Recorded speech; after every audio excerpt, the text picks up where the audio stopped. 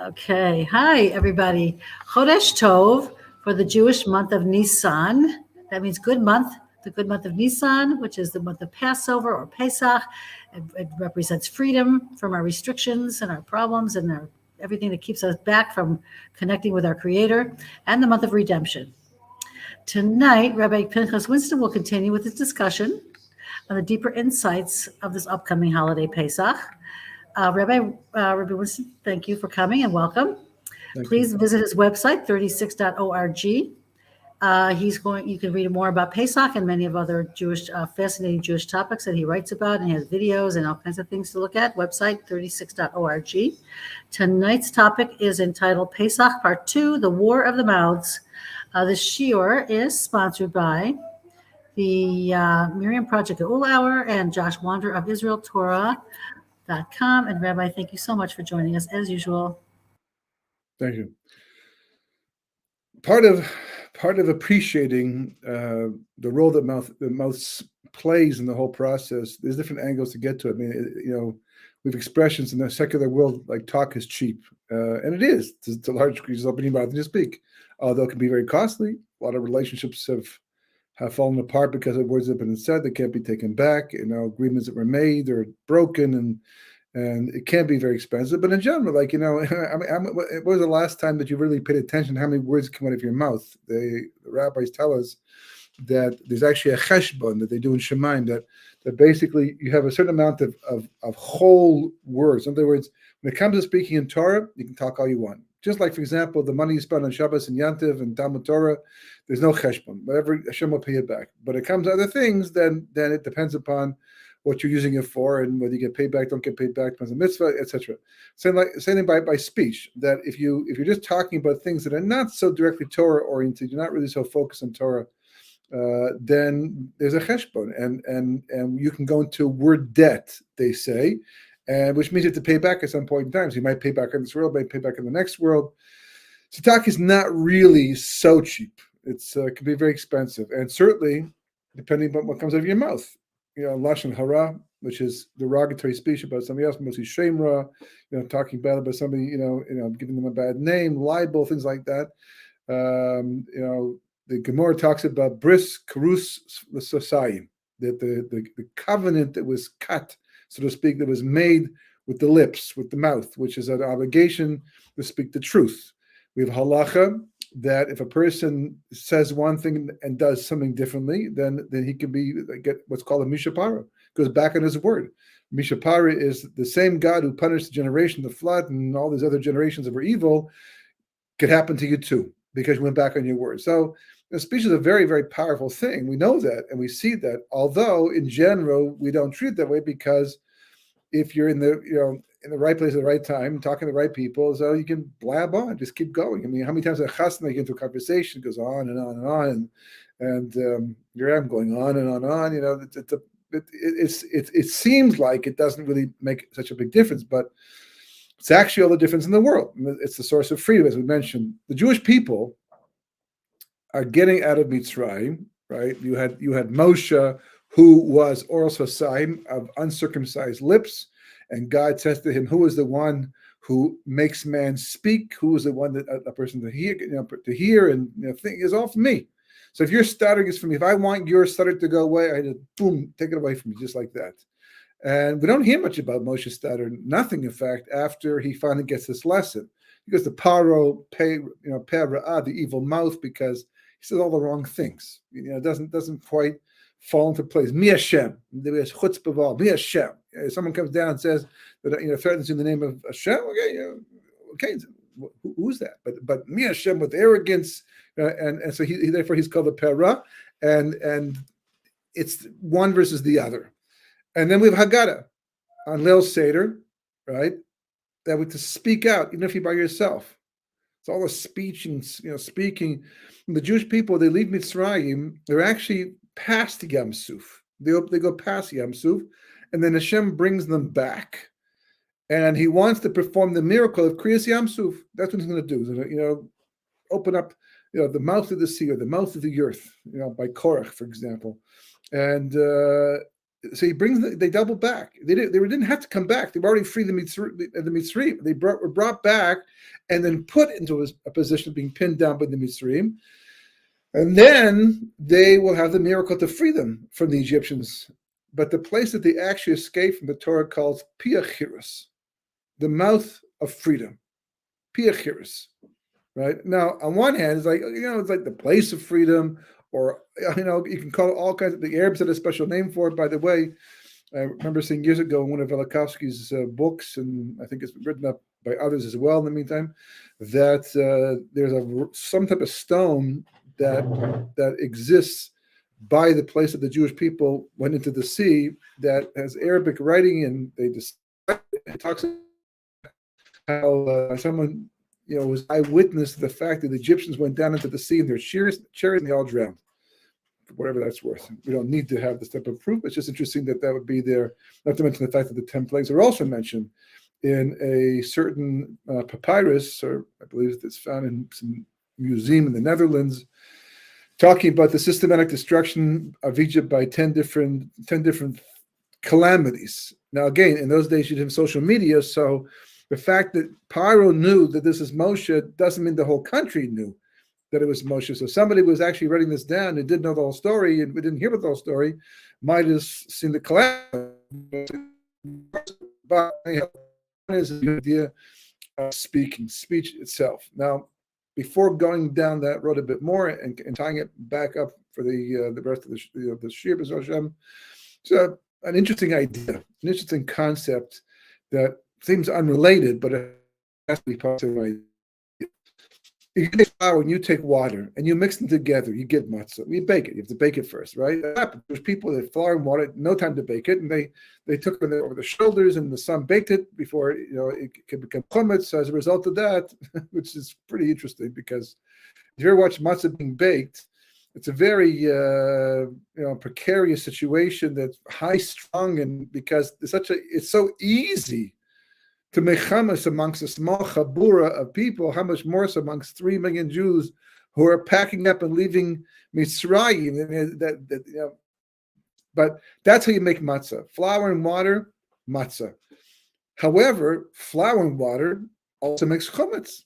Exact same thing. You don't have to add yeast to it. Adding yeast to it for sure speeds up the chametz process. It accelerates the chametz process. One of the reasons why we are pretty stringent about things like matzah shira, which is basically what do you call it? What's that matzah called? English egg matzah, right? Egg matzah. I used to love egg matzah. It was good growing up. But one of the reasons why egg matzah is an issue during Pesach, because they put things like apple juice into it, and apple juice is machmitz.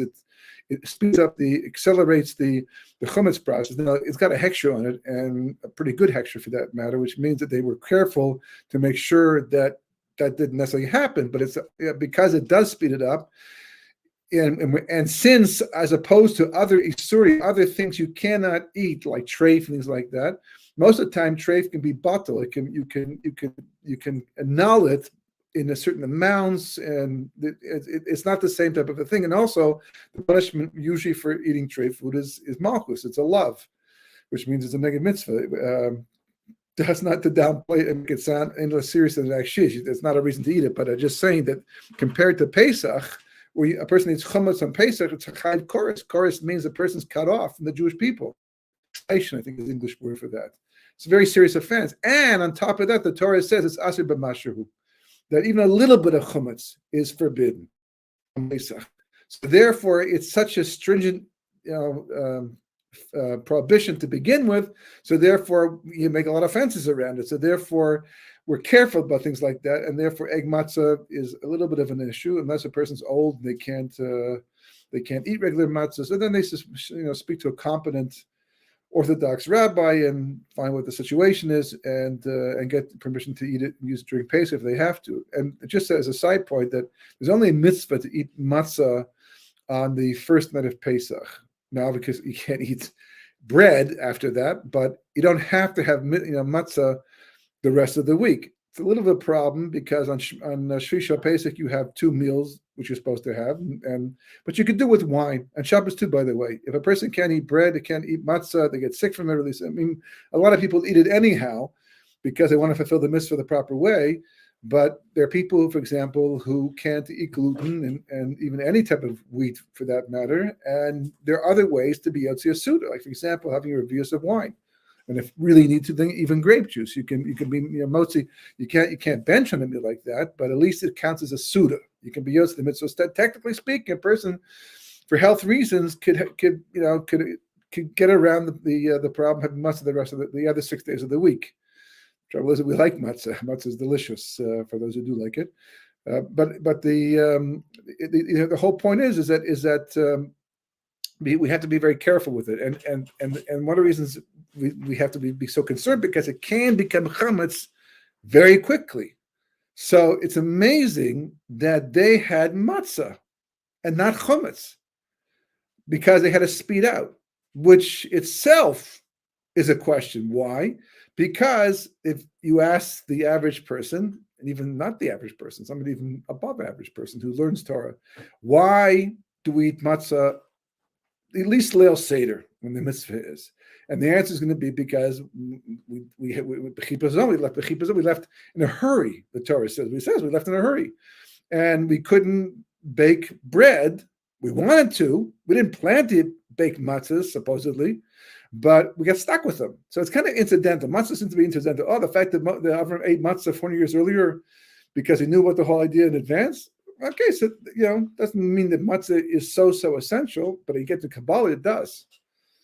Very essential. In fact, the difference between the world being unrectified and rectified is represented by the ches of chumetz being broken in the left side and the leg to produce a hay, which transforms the letters of chumetz into the letters of matzah. Like going from chumetz to matzah, that's the tikkun. But back to the original point, the fact that they had flour and water and it became matzah, right?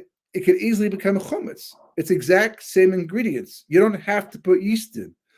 What's the missing ingredient that transforms the matzah into chumetz? Is time, zman.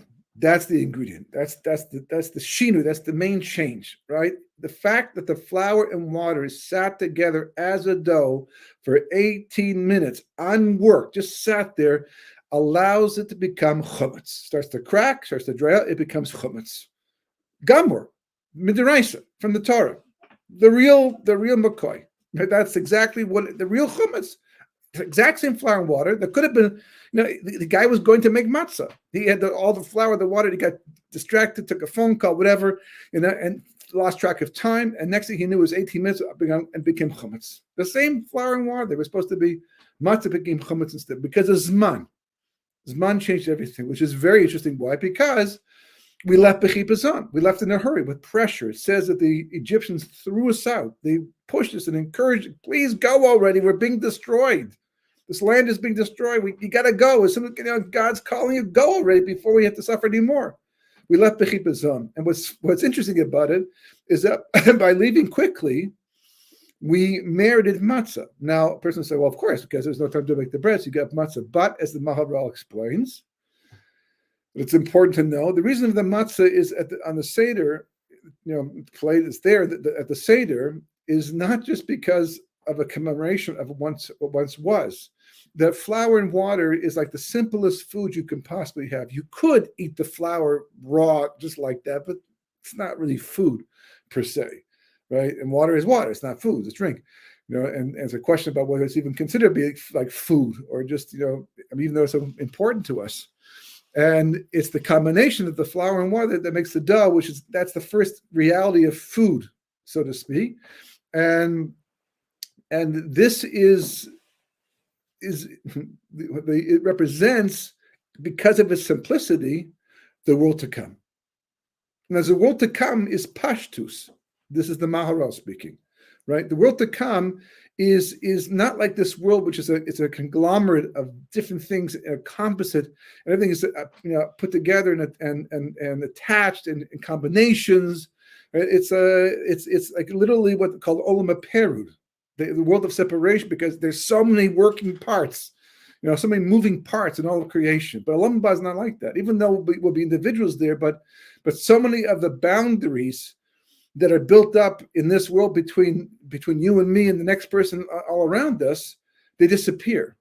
In fact, I saw in a sefer recently that, it's an interesting idea. I mean, I kind of heard about this before, but the way it was said was kind of new. And it said that in the Yemos Mashiach, as early as the Messianic era, which things going on today is probably not too far behind or too far ahead, B'ezras Hashem, but no one will have to say, teach me something. In Yemos Mashiach, you wanted to learn anything from anybody else. Everyone will just know it. It says, the prophet says, that Kosh Baruch will be male the world with das, which means like godly, not just knowledge, but godly knowledge.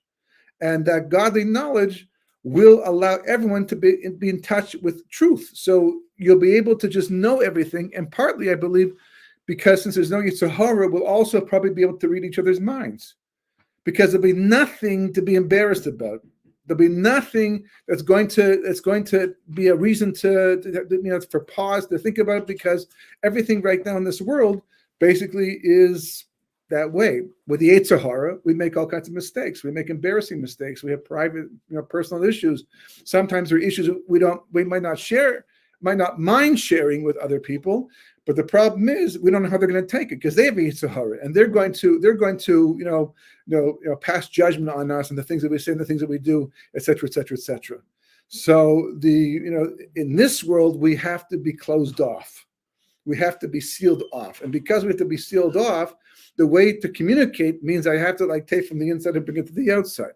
Now, it's important to know, for example, according to Kabbalah, this is a little highfalutin, so to speak, but it's just to bring out the idea, to show you the importance of the speech.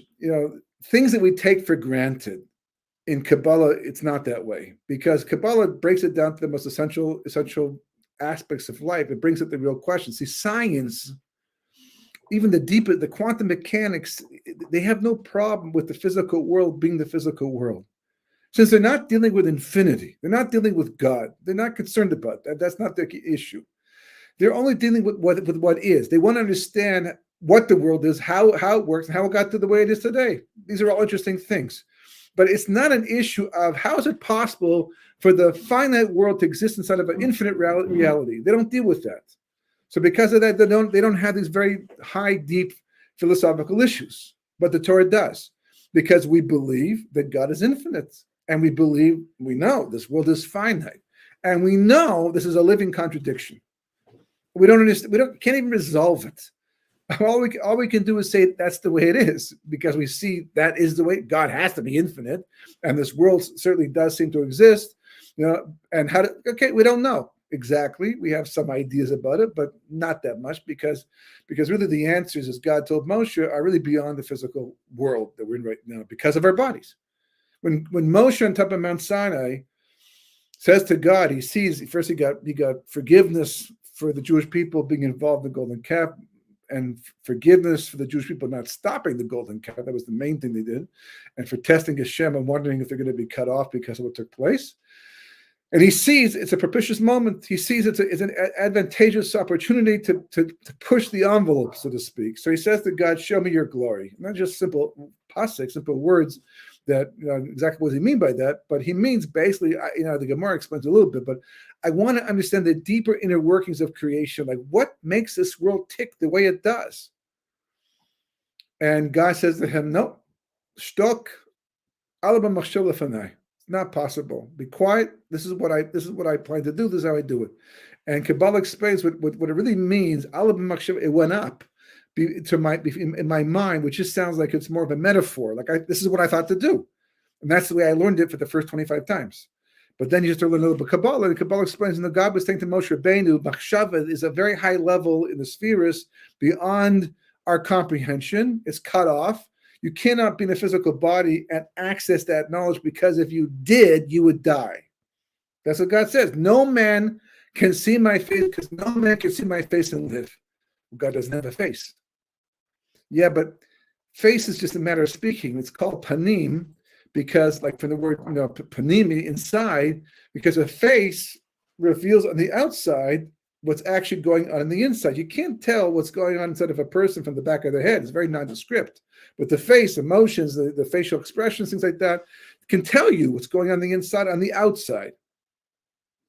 So we talk about the face of God. We're talking about a sublime understanding of who God is and how He works the world.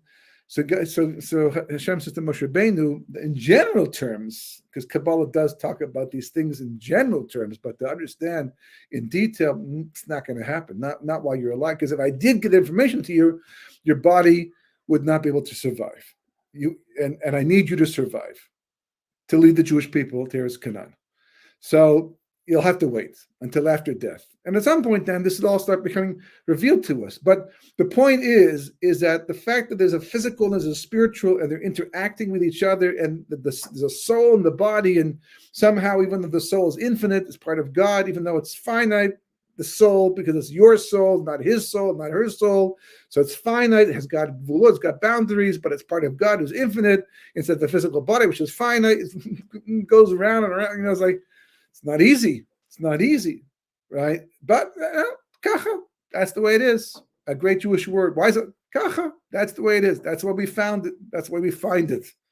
So Moshe has accepted and go back down the mountain. I mean, what he understood, what he saw is unbelievable. What he passed down is tremendous, and yet it's still not even, it's just a fraction of the picture. I don't know if some of the greater Mekubalim, Kabbalists over time, really, I mean, I know they knew a lot more than they actually taught, and they gave over, but how much they actually understood, how much in the physical body, I'm not sure.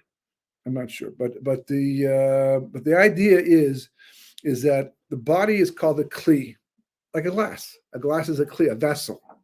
And the water inside is like the soul, except it's physical, the water, but the soul's not. And there's this intrinsic problem when you're moving from the infinite to the finite, where they have to come together, but it's like matter and antimatter.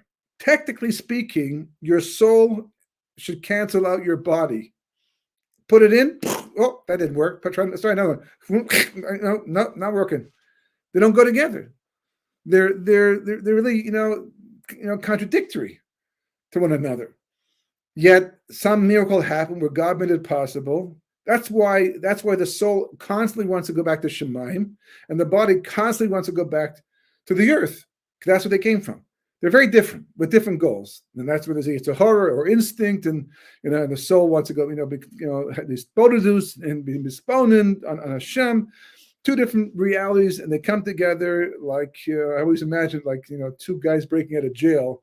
One's a nice guy who shouldn't have been in the first place, but he got framed or something, and he's chained at the ankle to somebody who did deserve to be in jail, and they broke out finally, or the other guy broke out and slept them along with him, and now questions which way to go. And the other guy said, I'm going to go home to my wife and children, and live a normal life. And the guy says, no, I'm going to go, to down the red light district of some city someplace. They're pulling at the ankle. That's like the body and soul to a large degree. So how does it work? So Kabbalah in Eitz Chaim and the Zohar, they talk about this process of how the lights move down from being completely spiritual to moving towards more physicality. It's amazing how this is more physical, but don't think it's physical again. It's still very spiritual, but it's more physical, but so spiritual, and keeps moving down and moving down. And the first level, because the spheres, which are the spiritual entities that God created to transfer his life from him to us, and to make creation and to maintain creation, sustain creation, is all these things called the spheres. And basically, as the light goes down, the spheres where our bodies correspond to the spheres. So we have a head, we have arms. So the spheres there's what's called the three brains, which is Keser, Chachma, Bina, and then you have the right arm, which is Chesed, the left arm, which is Gvura, and they break it into different joints and things like that. But it's all based upon the spheres. They're all set up like a human being. And in the beginning, as the lights are coming down from the level, what's called the level of the eyes, but it's not really eyes at all. It's just a very high level in the spheres. It goes down to the first place where you actually have the creation of a kli, of a vessel, of something that can contain a light. Until that point, everything's just light, no kli. It's moving towards that direction, but no kli yet. The first level, according to Kabbalah, way up in the system, way up, that you actually have the formation of a kli that can hold the light, is called the malchus, which is called the peh, the mouth. The mouth is the place where the kli is actually formed and the lights go into it. Now, on the level we're talking, it's still very premature. It's still very high up, but it's called peh. The mouth itself, that's the place where the vessel. Now you have to understand, without this, there's no body, no soul. Soul, yes, you can have a soul, no problem. It's part of God, exists forever. But it's the body. The body is the key issue over here, because it's the body. It's like having a car. If you don't have a car, you can't get around. I mean, you can walk and go places, but the car makes you very mobile, makes you faster. It's a big advantage. So the body is your car. It gives form to your soul. It's like putting a sheet over a ghost, right? As long as the ghost is visible, can't see him. You know, they put a sheet over him. Saying we don't believe in ghosts, but that type of an idea. Dippo, yeah, things like that. But the same things. The soul is kind of like formless. It may have an identity, but it's formless and it can't accomplish anything. And that's important. So the body that gives form and really gives function to the soul, but the soul itself is like the engine inside the car. It's really what's driving the car. The car has all kinds of parts, a chassis, there's the doors and the mirrors, but it's the engine that drives. If the engine's not working properly, the car's not going to work. No matter how nice a Mercedes-Benz, a Rolls-Royce, whose engine is not working properly, is not going to drive well. It'll be comfortable, and certainly the status will be there, but it's not the same car. So likewise, the bodies, and I said the kli, that's what's necessary for the soul to accomplish things, and that's the way you earn your reward in the world to come. That's the idea. Now, what makes that possible? See, this is again, I mean, science does focus on the concept of time as being the fourth dimension, and as being a creation, and the importance of it in terms of life and as a means of change and all that. But the main thing about time is it allows for the creation of the kli, because without time, everything is infinite. By definition, nothing can change. Infinite means nothing changes, because change implies once it was like this and now it's like that. So as long as there was no time, and there was no time in the beginning, which is God's light everywhere, which is infinite, there could be no kli. So the vessel, right? So the creation of time, when God finally did that, was a huge chiddush, was a huge novelty, so to speak. It's such a crucial part that made it possible, because the soul can be above time and is above time. Every night when you go to sleep, it says that there's 5 levels of soul. So the levels of soul, a little bit of soul remains in your body so you don't die. Sleep is called 1/60th of death, because most of your soul leaves your body at nighttime when you're sleeping. It goes up to higher levels in the spiritual realm. And those higher levels are above time. So the soul doesn't have to have time to exist. It's part of God, which is infinite, but the body does. The body must have time. Without time, it by definition, it's finite. So it has to have a beginning and it has to have an end, even if it morphs and changes and becomes more spiritual over time. So time made that possible. That made that possible. But the problem with all of that is that we went to the other extreme with it. That's what mankind's propensity is, to go to one extreme or another. On one hand, you have a tzaddik. You're the righteous person. You see the way a tzaddik lives? He chooses poverty to a large degree. I mean, he doesn't call it poverty. There are people who are living in poverty, and they call it poverty. But a tzaddik, a lot of times, could easily have gotten involved in something else to make more money, to take care of his needs, his family needs. But he doesn't want to be part of this world. He's enjoying not being, in some places they call it an ascetic, but it's more than that. This person is connected to the ultimate reality of Olam Haba. The real pleasure in life does not come from material goods. They can help us. They assist us. And some of us are dependent and even addicted to them to be able to have some sense of joy on a regular basis. But the ultimate source of joy and shleimus and completion in this world does not come from the material world. It's not the physical things we have. There are people who have lots, not everybody, but many, and depressed day after day. And there are people very little and are happy to no end. And yes, it's a mentality, but it's more than that. They're hooked into something else. We have been drawn down into the world of the Yetzer Hara, into the world of the body. We became so obsessed with the vehicle, the kli, so to speak, that it became our whole world. I mean, you look in the mirror, you see your body. When was the last time you saw a soul? Well, you can't, because souls are invisible. And I'm not talking about the shoes on the bottom of your feet, or the soles on the bottom of your shoes, right? We're talking about this soul. How do you know this? Well, it's just, there's proof for it, because we know the body is instinctual. We know that the body is worried about survival, and therefore the body does anything it can to survive. And that might mean being selfish, which it tends to be. So even, grown-up people have to, stop themselves, somebody and say, that's the selfish thing to do. I'm not going to do that. It doesn't seem right. I'm going to be more noble than that. I'm going to share my sandwich. I'm going to share my time because someone else needs. Love your neighbors yourselves. I'm going to share. That's not a function of the body, unless the body is doing it to get ahead. If the body says, well, if I scratch his back, he'll scratch my back, meaning that if I help him out, he'll help me out. So therefore, I'm not really doing it to help him out. I'm doing it to help myself out. It just has the form of helping out because that's the way to get my own thing back. That's not the same thing. We're talking about someone who doesn't need to give to get back. I just simply want to give because that's the right thing to do. So when I had that attitude, then basically that's my soul talking.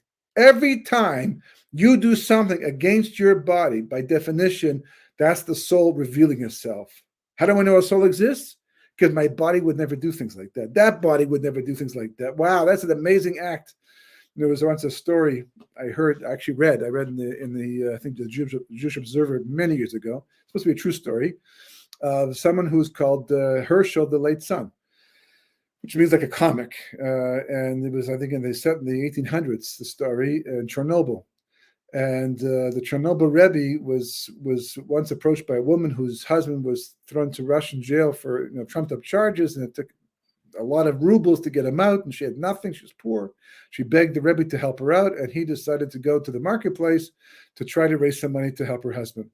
And when he was there, he noticed down a little ways was Herschel, the late son, surrounded by a bunch of people, as was normal for him, doing his shtick, making fun of people walking by and, getting laughs, cheap laughs and all that.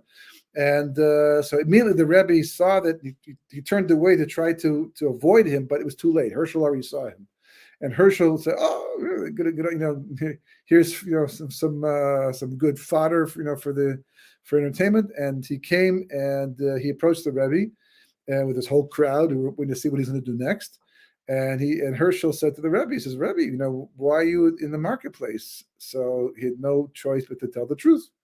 And he said, "There's a certain man who's thrown in jail for the wrong reasons, and the Russians won't let him go out unless he pays, ransom money, and I'm here to try to collect money." So the audience is like, okay, well, what's going on? So Herschel reaches into his pocket, he pulls out all the money that the Rebbe needs, and he puts into his hand, and they're all like, wait, he's going to grab the money back or knock his hand down or do something really embarrassing that's going to be very, very funny. And Herschel didn't do that. For some reason, the Rebbe was stunned. He also was waiting for the punchline in all of this, because this is not Herschel the late son, not to give his money up like that for a cause like this. And he waited, and everyone waited as well. And it became apparent, and Herschel stood there, and it became apparent that he wasn't taking the money back. And Herschel didn't know why himself. And the people got tired of the whole thing and just started going away. And the Rebbe, when he finally realized that the money was being left in his hand, turned to Herschel and he said to him, "You should be blessed, and you should know the pleasure of Shabbos." And why did he say that specifically? Well, what happened? Herschel went home. He told his wife what happened, how crazy the whole thing was. And she, of course, yelled at him. How could you do a thing like that? And then what would happen? Wednesday would come around. And on Wednesday, all of a sudden he started acting strange. And Thursday, even stranger. By Friday, he was beside himself. By Shabbos, he was uncontrollable. And then Sunday would get better again. And then Monday and Tuesday, and by Wednesday, same thing would repeat itself, week after week. So finally, he told his wife what had happened, and she went to the Chernobyl Rebbe and said, "What did you do to my husband? He's going crazy. Every Wednesday this happened. Thursday we're going to show." So it's like, what did you do? He said, "Send him to me, and I'll heal him." So he came, and as the story goes, he stayed. He stayed, and he became a chassid of the Chernobyl Rebbe, and became a Rebbe in his own Rebbe down the road. Right? That was a soul thing. The body doesn't do like that. Now, why that happened and how it happened like that, I'm not sure. Hashgacha pratis, divine providence, set the whole thing out. But that's evidence of the soul. The beautiful thing about learning Torah, one of the many beautiful things, there's so many beautiful things about learning Torah, Pshat, Remez, Drush, and Sod, Mishnah, Gemara, Kabbalah. There's so many, but one really beautiful thing about learning Torah is it neutralizes the body and gives you a chance to live as a soul, to get to know yourself as a soul. If it's really being mashpia on a person, then it helps them to form a kli that fits the soul. That's what we're trying to do. It's like you go to a clothing maker, right? A man goes to a suit maker, or a woman goes to a dressmaker, and they start with a piece of material, a piece of cloth, right? And that piece of cloth, maybe is cut generally to the shape of the person, and they put it on. It's weird. It looks like doll clothing because it's not fitting properly the way it's supposed to, but it's pinned up and all that. And they do a fitting, and then they trim it down a bit more. And come back in a second fitting and a third fitting till finally they get a suit that fits the person. And that he pays for the suit and goes on his way. It's fine until he does. It's not his suit. If it doesn't fit comfortably, if at some point in the process it doesn't work, it's not his suit. He's not going to pay for it. It's got to fit properly. The same thing is true. When we come into this world, we come with the body. It's untrained. It's like a piece of flesh. That's what it looks like and sounds like. You see a baby, they're just lying there. They're not doing anything, just making some noises and crying a lot. And, around the clock, they don't do very much. And then as you start to grow up and you start to, develop motor capabilities and muscles develop and also the baby starts to crawl, hopefully, and starts to walk and develop itself. But what's really going on, and this is really what chinuch is all about, this is what education is supposed to be, this is what parenting is supposed to be all about. We're like dressmakers. We're like like tailors. That's what we're supposed to be for other people and for ourselves. We're supposed to get the body to fit the soul. Now, to some degree, you can't help it. It's going to happen anyhow, because the soul is very powerful, especially at certain times will come up. But you ever notice how different you are when you're at shul, right, in synagogue, right, and in spiritual situations, and at a cemetery, for example? Everyone's different. Oh, well, a lot of dead people. People died. Death is sad, so you can't really be funny in a cemetery. You can't, be lightheaded. It's just not appropriate. But who says and why? That's the soul. That's the soul. The soul knows, even though it's education and it's nature, nurture, but the soul knows. But as we're going through life, basically, that's all we're doing. We're custom designing our bodies to fit our souls. A tzaddik is not someone who's forgotten about their body. There's somebody who's been able to tailor their body to their soul. And when they finally do that, there's a story in the Gemara. I love reading the story. It's just a short paragraph, but it's a very nice story. And it's about it's a Nadarim, it's a Nazir, of a young man who was tending the sheep of his father, and he brought them to the city. Well, anyhow, right now he became a Nazir, right? That's the Nazareth, right? Whatever it is, the hair grows, can't drink wine, and he came to cut off the hair, as he's supposed to do at the end of the period of time of being a Nazir. And being a Nazir it's a machlok, it's a discussion whether it's a good thing, a bad thing. We shouldn't do it, basically. In certain circumstances, it's good to. And this man had beautiful hair, like curly hair, very, very attractive individual. And Shimon ben Shattach, said, I never ate the chatos of a Nazir or of anybody, I think, for the entire thing except for this one time. and why it was this nazir. Because one of the things they have to do is bring a chatas, a sin offering, because again, abstaining from food is not always an ideal situation. So discussion as to what the sin offering is for, but he has to bring a sin offering, and the Kohen, Shimon Bashetek was a Kohen, and he eats from that sacrifice. Anyhow, so he asked them, what drove you to be a nazir? What drove you to be, to cut off this beautiful hair of yours? Most people don't do that. Instead, they flaunt it. And here you are doing this very L'Shem Shemaim thing. So he said, I was a shepherd for my father, and I brought the sheep to the city, and I took him to the well to drink, and my Yetzer Hara jumped all over me because he looked at his reflection.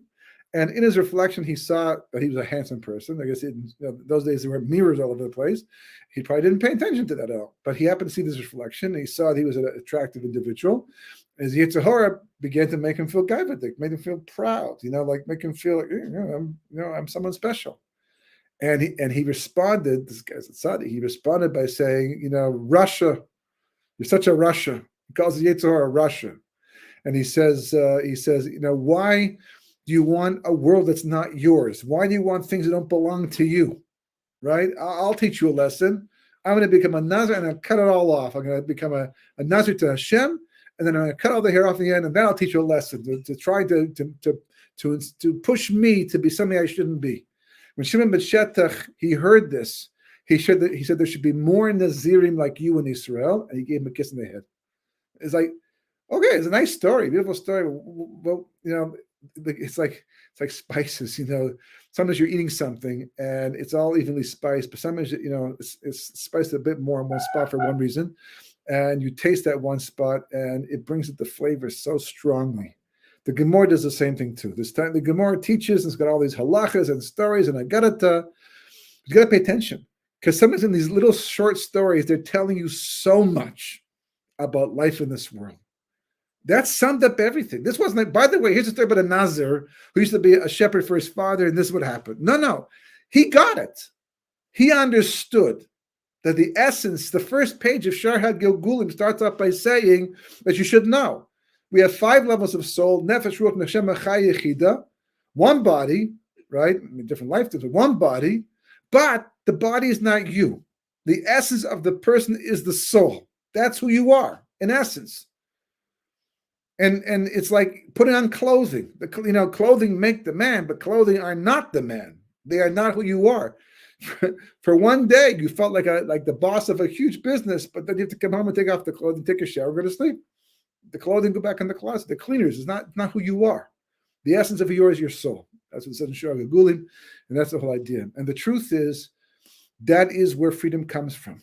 Freedom, that is the essence of it. And in Redemption to Redemption, I speak about this idea more, the importance of developing the Adam, right? Adam is what man was called, right? But the word Adam itself represents the completion of a person. The gematria of Adam is 45, which is also the gematria of geula, which means redemption. It's also 45 is the mispar katan of emes, I believe is Aleph 400. Was it 441? No, that's 9. Sorry, bagula. Okay. In fact, if you take the aleph out of Adam, you get the word dam, which is his flesh and blood, and out of the word gula is gola, which is a person in exile. A person is only able to be free if they're wearing the body that suits their soul. If you're dressing up your body, if you're making your body into something that's not matim to your soul inside, you'll never be free. It's like going in 2 different directions. You'll be tearing at yourself, and it eats away at us day after day, which is one of the reasons why the world's so unhappy, because we're constantly being told by society and seeping into the frum world too, how we have to look, how we have to behave, regardless of who we are inside. But the happy person doesn't listen to that. They're in tune. They listen. They've been looking for their soul. They've been listening to their soul, and they're shaping their life according to that. And that's where speech comes in the end. Because, as we said way back at the beginning, as a Zohar says, you can tell what a person is, who they are like, by how they speak. And in the beginning, we just said that just means the more spiritually refined a speech a person has, then the more spiritually inclined they are. And that's the truth about a person. As opposed to a person speaks gas, they speak in a very vulgar or very overly simplistic way, a very material way. So they're not really in touch with their soul. That's 100% true, completely. But it's more than that. It's the speech itself becomes it's a way to measure how well you have been able to tailor your goof, your body, your kli, your vessel to your soul. You have almost no other way. Speech itself. When you talk, what comes out of your mouth, you can hear, is that me? Does that, that doesn't sound like me. Sometimes you catch yourself, it's really extreme, or you say something for some reason and you say, that doesn't sound like me. Why would, I got carried away with this conversation, got pulled into it, but that's not really me. Because if it is me, I'm a little disappointed that I could actually stoop to such a level. So the whole concept of freedom, the reason why the Haggadah is so central, why speech is so important, and not just on Pesach. Pesach is the classroom, so to speak. It's the place where we learn the lesson for the rest of the year about the power of speech to help us to go back to who we actually are by paying attention to what we say, and not just paying attention to what we say, but planning what we're going to say. What do I want to come out of my mouth? What do I want to share with the rest of the world? And is that me? Because if it's not, I'm not going to be free. But if it is, then I'll know it. And you start to feel yourself. And one of the best proofs that you're on target, on the mark, and it's fitting, it's working out properly, you just don't feel the need for external pleasures that much. You just Hashem built us. Believe it or not, this is amazing. This is absolutely amazing. He built us that we can actually have extreme happiness sitting in one spot just by being who we really are in essence. The reason why people have to go running around to have so much other things in their life, to have that pleasure, to have that joy, to have that sense of happiness, which is fleeting, which is why they keep having it again and again, and other kind, is because no one's themselves. Depression, all this, because people are being things that they're not, and it's like it's not lined up. It's like out of kilter. It's like with the eyes. How frustrating it is when you cannot get your eyes to focus on something and see it clearly. It really very bothersome. You put glasses and all of a sudden it lines up. Oh, wow, I can see exactly pristine vision, and it feels so good. But even better in the level of the body and the soul. So that's what we're after. That's the freedom. That's what Purim was supposed to help us find, because Purim was supposed to help us get in touch with our soul. Ad the drinking on Purim, neutralizing the body to find out what our soul is. And then by Pesach time, right, we cut back on the Chumash specifically in order to rebuild the Kli, in a sense, from scratch, but more matim, with the knowledge of what the soul is. The same way a person walks into a store to get a suit, not every suit's going to work. Not every dress is going to fit, for everybody. It depends upon who you are. So likewise, during Pesach, we begin the process, and of course, during the Omer and Shavuos, but it's all a path to freedom. And the path is right inside. And yet, billions of people for thousands of years haven't known this, haven't done it, haven't used it. Even people sitting down to make a Seder aren't so aware of it. But if you start the process, the rewards are amazing, even from the very beginning. So I wish that for everybody, B'ezras Hashem, Chag Kosher V'Samech, and B'ezras Hashem, we'll pick up again after Pesach. Rabbi, thank you so much. I just want to, we want to know a lot more about how to tailor make our neshamas to fit our bodies and vice versa. I just want you to know that tonight, someone said on the chat, glad to be learning live with you. I say this probably, many people say this every week, and there was somebody listening from India tonight. We have a lot of Indian people who are very interested in doing tshuva, or maybe they already are Jews, we're not sure.